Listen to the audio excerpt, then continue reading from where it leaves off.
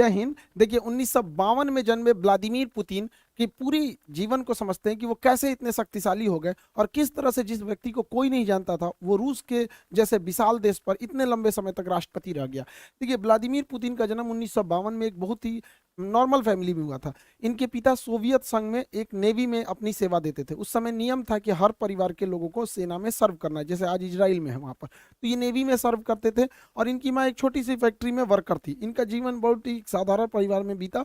ये पढ़ने में उस समय एक साधारण विद्यार्थी थे। उससे आगे अगर इनकी जर्नी को देखते हैं तो 1975 में ये रूस की खुफिया एजेंसी केजीबी को ज्वाइन करते हैं और 1975 में एक सीक्रेट ऑफिसर बनते हैं। इन्हें कई अलग अलग देशों में भेजा गया देश की सेवा करने के लिए, जहां पे इन्होंने बखूबी अपना रोल निभाया। इनके जीवन में सबसे बड़ा बदलाव कब आया? जब 1989 में जर्मनी रूस के खिलाफ होने लगा। जर्मनी में पहले रूस का प्रभाव था, ये जर्मनी और रूस में आधे ही जर्मनी के बीच में एक दीवार चलाई गई थी जिसका नाम था बर्लिन की दीवार। इस साइड का हिस्सा रूस से प्रभावित था और इस साइड का हिस्सा अमेरिका से प्रभावित था। लेकिन जर्मनी में ये जो बर्लिन की दीवार थी ये तोड़ दी गई और पूरा का पूरा जर्मनी जो था वो अब अमेरिका के प्रभाव में जाने लगा था। इस घटना को वहां पे खड़े, वहीं पे ये अंडर कवर एजेंट थे व्लादिमीर पुतिन, उस समय केजीबी के तहत, वो देखते रह गए और देखते देखते ये बर्लिन की दीवार तोड़ दी गई और जिस जर्मनी के आधे हिस्से पर रूस का प्रभाव था, यानी उस समय के यूएसएसआर अर्थात सोवियत संघ का प्रभाव था, वो अब प्रभाव खत्म हो गया और धीरे धीरे आगे और घटनाएं खराब होती गई।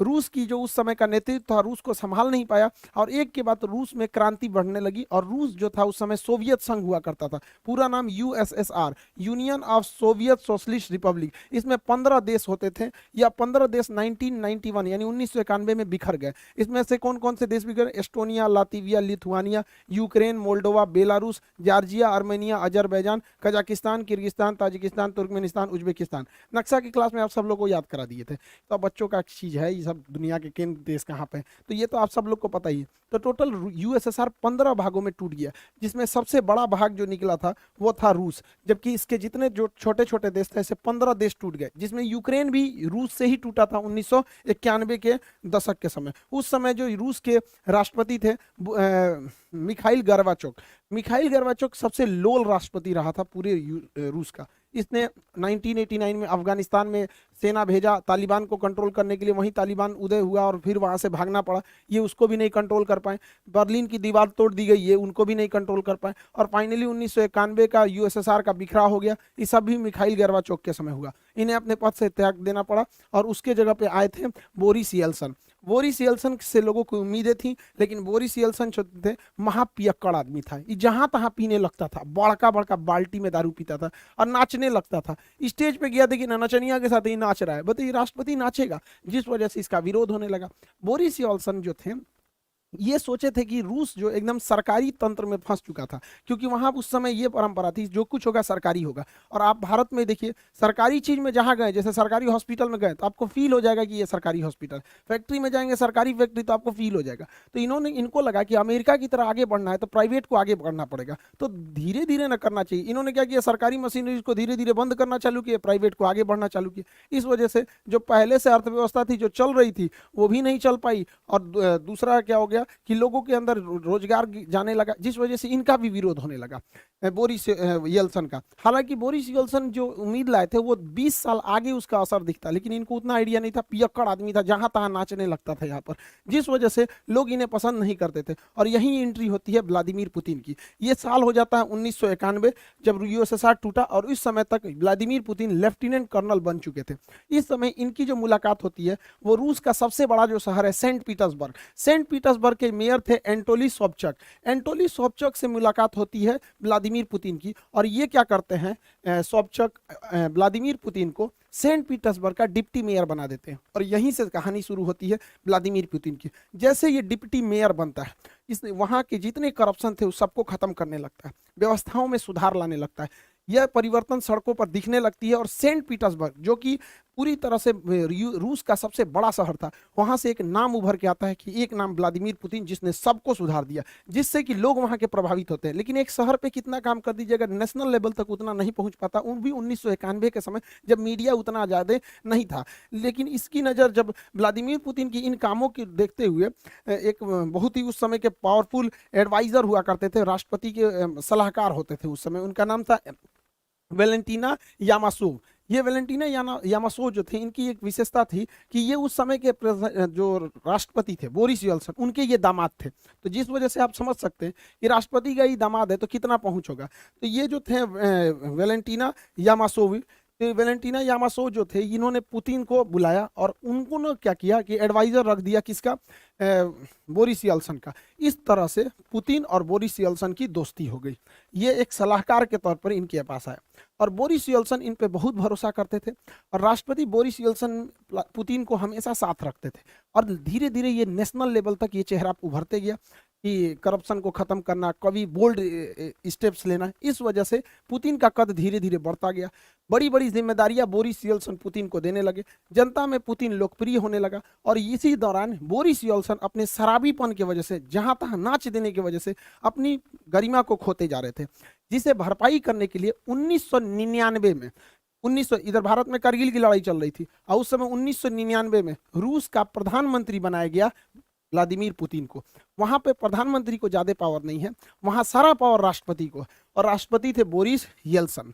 तो यहां से एक नेशनल लेवल तक पहचान बन गई पुतिन की। लेकिन पुतिन बहुत ही महत्वाकांक्षी था। वह सोचता था कि हम आगे प्रधानमंत्री से राष्ट्रपति कैसे बनेंगे, क्योंकि वहां सारा पावर राष्ट्रपति के पास था। इसने दिमाग लगाया। रूस का जो ये वाला एरिया है, नीचे का एरिया, रूस इतनी तो पूरा बड़ा है, मॉस्को से नीचे का ये एरिया है, इसका नाम है चेचन्या। ये चेचन्या जो था ये रूस से टूटना चाहता था, क्योंकि 1991 में 15 देश टूटे थे, तो चेचन्या कहता था हम भी टूटना चाहते हैं। तो रूस ने ये व्लादिमीर पुतिन, चूंकि ये खुफिया एजेंट था, इसने दिमाग लगाया। उसने कहा कि एक काम करते हैं, इन्हीं को फंसा देते हैं। इसने मॉस्को में बम ब्लास्ट कराना चालू किया। ध्यान से समझिएगा, यह बम ब्लास्ट खुद पुतिन करा रहा था, जो खुद उस देश का प्रधानमंत्री, और इल्जाम लगा दिया किस पर, चेचन्या पे, कि चेचन्या के लोगों ने ब्लास्ट कराया है। और ये अगस्त से सितंबर 1999 तक धड़ाधड़ रूस में जहां तहां बम फूट रहे थे। इधर भारत में 1999 में कारगिल हो रहा था, अटल बिहारी वाजपेयी थे, और देखते देखते एक महीना अगस्त से सितंबर 1999 में रूस के शहर मॉस्को, राजधानी मॉस्को में धड़ाधड़ सीरियल ब्लास्ट होने लगे। इस ब्लास्ट में कहीं 10 आदमी मारा जाता है, कहीं 2 आदमी मारा जाता है। ऐसे करते करते मॉस्को में मरने वालों की संख्या 300 हो गई, जिस वजह से भयंकर बवाल हो गया। रूस के लोग अब चेचन्या को देखना नहीं चाहते थे, वो चाहते थे चेचन्या रात से एकदम तबाही किया जाए। अब सोचिए, याद कीजिए 2019 जब भारत में पुलवामा में अटैक हुआ था, हमारे सिपाही शहीद हुए थे, तो किस तरह से बवाल हुआ था कि घुस के मारेंगे आतंकवादियों को। यही चाहता था वहां पर पुतिन भी। पुतिन इसी चीज को चाहता था कि एक बार जनता का समर्थन हो जाए कि मारो चेचन्या को, और यही हो भी गया। 300 लोग जब मरे एक महीने के अंदर लगातार बम ब्लास्ट में, तो रूस की जनता कही कि मारो ससुरा को। इस बीच प्रधानमंत्री थे पुतिन, पावर तो रहता ही है पुतिन को। अब बोरिस यल्सन जो पियक्कड़ था, शराब पी के पूरा पावर पुतिन को दे दिया, कहा कि चेचन्या को संभालो। इसने क्या किया, पुतिन ने हर सिपाही के चेहरे पर या हेलमेट पर कैमरा लगा दिया और लाइव टेलीकास्ट दिखा दिया कि कैसे मारा जाता है। अब मारा जानबूझ के चेचन्या में। देखिए, जो भी मॉस्को में बम फोड़ा गया था पुतिन फोड़ा था, ये बात एकदम क्लियर है कि पुतिन फोड़ा था, और उसी ने घुस घुस के मारा चेचन्या में। वहां के लोगों को तो रियलिटी पता नहीं थी और पूरा लाइव दिखाया जा रहा था। ध्वस्त कर दिया पूरी तरह चेचन्या को, और वहां के लोगों को, भाई उनको लगा कि हमने बदला लिया है यहाँ पर, और 80,000 लोगों को मार दिया पुतिन। सोचिए कितना खतरनाक है ये पुतिन। 80,000 चेचन्या के लोगों को मार दिया, खुद ब्लास्ट कराया मॉस्को में, इल्जाम लगाया चेचन्या पे, और घूस के मारा 80,000 लोगों का, पूरा टीवी पे लाइव टेलीकास्ट दिखाया। इससे क्या हुआ कि पूरी दुनिया, पूरे रूस के लोगों ने देखा कि जो उनके घर में 300 को मारा है, पुतिन ने घुस के 80,000 को मारा है। ऐसा नेता होना चाहिए यहाँ पर। पुतिन की रेटिंग एकदम हीरो की हो गई। तो 1999 में जो पुतिन प्रधानमंत्री था, वो राष्ट्रपति से भी ज्यादा फेमस होने लगा, और बोरिस यल्सन पे भ्रष्टाचार के आरोप लगने लगे। और इसी बीच सन 2000 में पहली बार राष्ट्रपति चुनाव जीत गया पुतिन। पुतिन का सपना पूरा हो गया। रूस जैसे बड़े देश की पूरी सत्ता अब पुतिन के हाथ में थी। पुतिन सन 2000 में चुनाव जीते, और 2000 में जब चुनाव जीते तो रूस के संविधान के हिसाब से कोई भी व्यक्ति लगातार 2 बार तक प्रधान राष्ट्रपति ही बन सकता है, 2 बार से ज्यादा लगातार नहीं बन सकता है। तो पहला शर्त ये था रूस के संविधान का। रूस के संविधान का दूसरा शर्त ये कहता था कि कोई भी व्यक्ति प्रधानमंत्री, राष्ट्रपति का जो कार्यकाल रहेगा वो 4 साल का रहेगा। जैसे भारत में 5 साल का है, लेकिन रूस में 4 साल का, अमेरिका में भी 4 साल का ही होता है, वहां का भी राष्ट्रपति का 4 साल होता है। तो पुतिन राष्ट्रपति बने सन 2000 से 2004 के लिए। इस दौरान इनको पता था कि हमारा जो पहला टेन्योर है वो 4 साल का है, इसमें अच्छा काम करना है। तो इन्होंने क्या किया, सन 2000 से 2004 के बीच में अपने मन मुताबिक अधिकारियों की नियुक्ति किया। अब चूंकि ये खुफिया एजेंट थे इसलिए इनको हर जानकारी थी, और पूरी तरह से अपने मन मुताबिक पूरे मंत्रिमंडल को बैठाया और क्रेमलिन पर अपना दबदबा मजबूत किया।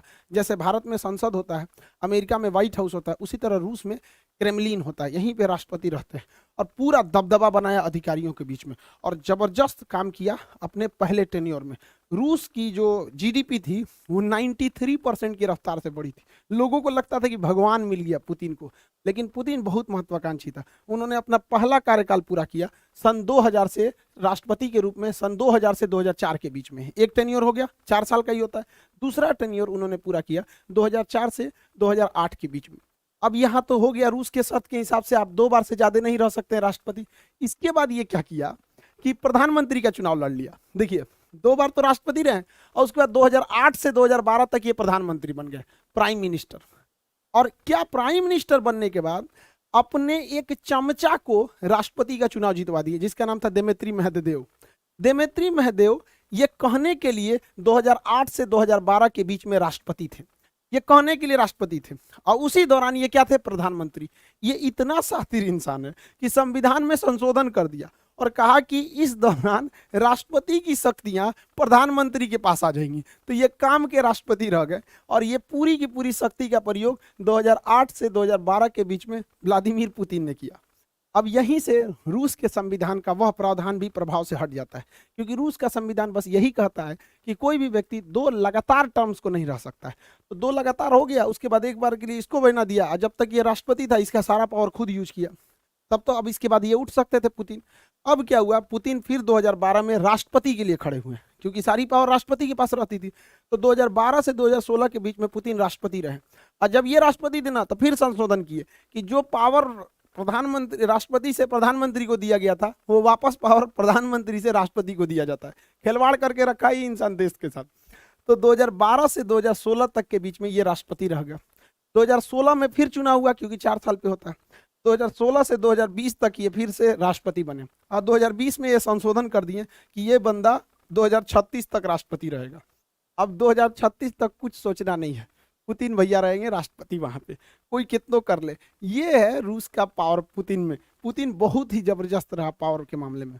पुतिन अपने पहले कार्यकाल अर्थात सन 2000 से 2004 के बीच में इस समय पूरा ध्यान अपने देश पर दिए थे, लेकिन जैसे दूसरा कार्यकाल हुआ खतरनाक काम करना पुतिन ने चालू किया।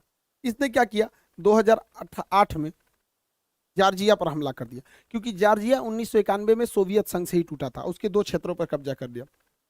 2011 में इसने लीबिया पर आक्रमण कर दिया, और लीबिया के मुअम्मर गद्दाफी की सरकार को हालांकि नहीं बता पाया वहां पे। उसके बाद 2014 आया, 2014 में यूक्रेन के शहर क्रीमिया पे कब्जा कर लिए। 2015 में सीरिया में गिर रहे सरकार बशर अल असद की सरकार को बचा लिया। 2022 आया, फिर पूरी तरह यूक्रेन पर हमला कर दिया। पुतिन खाली नहीं बैठते, क्योंकि इनको पता है कि जब तक अंतर्राष्ट्रीय विवाद होते रहेगा देश की जनता कभी अपने सरकार से सवाल नहीं पूछेगी। यही फॉर्मूला अपनाया था चीन ने भी।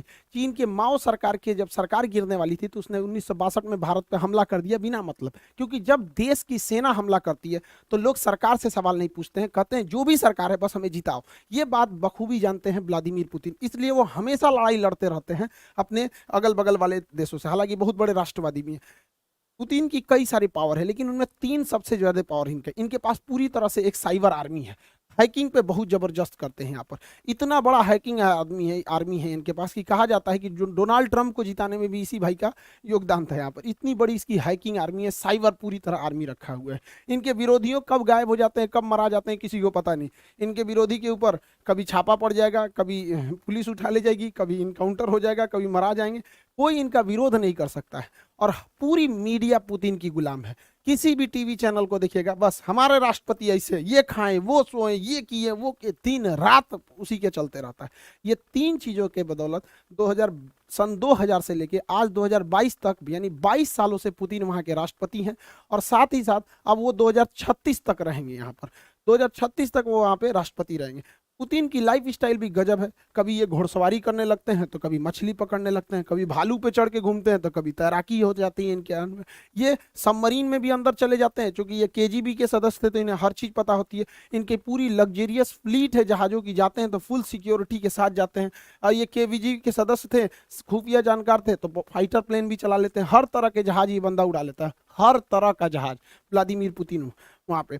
इनके पास बहुत ही महंगी याट है, कहा जाता है कि ये इलॉन मस्क से भी अमीर है। हालांकि जितने राष्ट्रपति वो लोग होते हैं, इनके पास अमीरी से ज़्यादा पावर होता है। यहाँ पर पूरे देश के संसाधनों का इस्तेमाल करते हैं। यहाँ पर ये ब्लैक बेल्टर है कराटा से, स्नाइपर है, इनकी गोली की निशान बहुत बेहतरीन है। कई बहुत सारे सातिर भी हैं दिमाग के यहाँ पर। इनका ये जो क्रेमलिन वाक है, काफ़ी ज़्यादा प्रसिद्ध हुआ था पुतिन का। देखिए, इन सब के साथ पुतिन का एक ऐसा सच भी है जो दुनिया को से छुपाया जाता है, या फिर यूं कह दीजिए कि यह सच एक ना एक दिन पुतिन को झेलना ही पड़ेगा। पुतिन को कहा जाता है कि एब्डोमिनल कैंसर है पेट का, खैर उसका ये इलाज करा लेंगे, लेकिन इन्हें पार्किंसंस बीमारी है। पार्किंसंस बीमारी एक तरह का लकवा होता है। पार्किंसंस बीमारी लकवा होता है, शरीर धीरे धीरे दिमाग काम करना छोड़ देता है, उस अंग पे धीरे धीरे दबाव होने लगता है, वो अंग काम नहीं करता है। आप पुतिन को देखिएगा तो हल्का झुक के बैठेंगे, कभी बैठेंगे तो इस टाइप के झुक के। ये पार्किंसंस बीमारी है, और इनका शरीर अब उतना काम नहीं करता, इसलिए जब बैठेंगे तो टेबल कुर्सी को बहुत जोर से पकड़ के बैठते हैं। कभी भी देखिएगा पुतिन को जब भी इंटरव्यू देते तो हल्का सा ऐसे झुके हुए रहेंगे, पार्किंसंस बीमारी की वजह से। देखिएगा टेबल पर पकड़ के, देखो भाई चाचा, यहाँ पे टेबल को बढ़िया से पकड़ के बैठे हुए। समझ में आ रहा है कि नहीं, पार्किंसंस बीमारी। दूसरा, पुतिन देखिएगा, पुतिन जो है बोटॉक्स का यूज बहुत करते हैं। बोटॉक्स का, बोटॉक्स क्या होता है, देखिए ये चेहरे पर उम्र के साथ साथ यहाँ सिकुड़न आने लगती है, यहाँ चेहरे पर सिकन होने लगती है, सिकुड़न आने लगती है, जिस वजह से इंसान थोड़ा बूढ़ा दिखने लगता है। तो पुतिन अपने आप को प्रभावशाली दिखाने के लिए, सेना पर दबदबा बनाने के लिए तथा पर्सनालिटी मेंटेन करने के लिए इस सिकुड़न, इस झुर्रियों को दूर करना चाहते हैं। तो झुर्रियों को दूर करने के लिए इंजेक्शन से इसके अंदर बोटॉक्स भर दिया जाता है, और ये बोटॉक्स उन झुर्रियों को खत्म कर देता है। इसलिए देखिएगा पुतिन के चेहरे पे बहुत ज़्यादा चेंजिंग नहीं आएगी। अगर आप यंग एज का देखिएगा या फिर अभी का देखिएगा, ये आप सोच सकते हैं 70 साल की उम्र का फोटो है, ये 70 साल की उम्र का। और यंग एज का भी देखेंगे तो उतना खास चेंजिंग नहीं आएगा, चेहरे पर उतनी सिकन देखने को नहीं मिलती है बोटॉक्स की वजह से। लेकिन यूक्रेन की लड़ाई में प्रतिबंध लगा दिया गया बोटॉक्स के ऊपर। अभी भाई को बोटॉक्स नहीं मिल रहा है तो बूढ़ा दिख रहा है यहाँ पर, लेकिन इतना भी ज़्यादा प्रभाव नहीं पड़ता है। बोटॉक्स का इंतजाम एक राष्ट्रपति के लिए बहुत बड़ी बात नहीं होती है, नॉर्मल बात होती है। आई होप आपको टॉपिक समझ में आया होगा, और आप सभी लोग का तहे दिल से धन्यवाद, थैंक यू। आप सब लोगों को दिल से शुक्रिया आप लोगों का। आज हमारा चैनल 16 मिलियन हो गया। आप लोगों की कुछ शिकायतें भी रहती हैं कि सर वीडियोज़ रेगुलर नहीं आते हैं।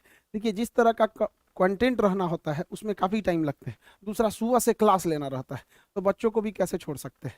तो वही मेरे लिए समस्या ये हो गया है कि बचपन से लेके 55 तक के लोगों की उम्मीदें रहती हैं, तो सबको मेंटेन करना थोड़ा मुश्किल हो पाता है। लेकिन फिर भी अब हम कोशिश करते हैं कि अब आपके लिए वीडियोस रेगुलर ला सकें यहाँ पर। आप सभी लोग का फिर से बहुत बहुत धन्यवाद, जो आप लोगों ने चैनल को 16 मिलियन पहुँचा दिया। अभी हम लोग फिर देखेंगे यूएसएसआर कैसे बना, यूएसएसआर कैसे टूटा। और रही बात क्लासेस की, तो क्लासेस कंटिन्यू रहेंगे, हिस्ट्री ऑनगोइंग चल रहा है, एनडीए वाला भी बैच ऑनगोइंग है। यहाँ पर जितने भी बैचेज हैं उसमें रिकॉर्डेड भी अवेलेबल है। आप सब लोग बैचेज से जुड़े रहिएगा, मन लगा के पढ़ाई कीजिए, माँ बाप के सपना को पूरा कीजिए। फिर से एक बार आप लोगों का धन्यवाद 16 मिलियन पहुंचाने के लिए। आई होप आप समझ गए होंगे। मिलेंगे नेक्स्ट क्लास में। जय हिंद।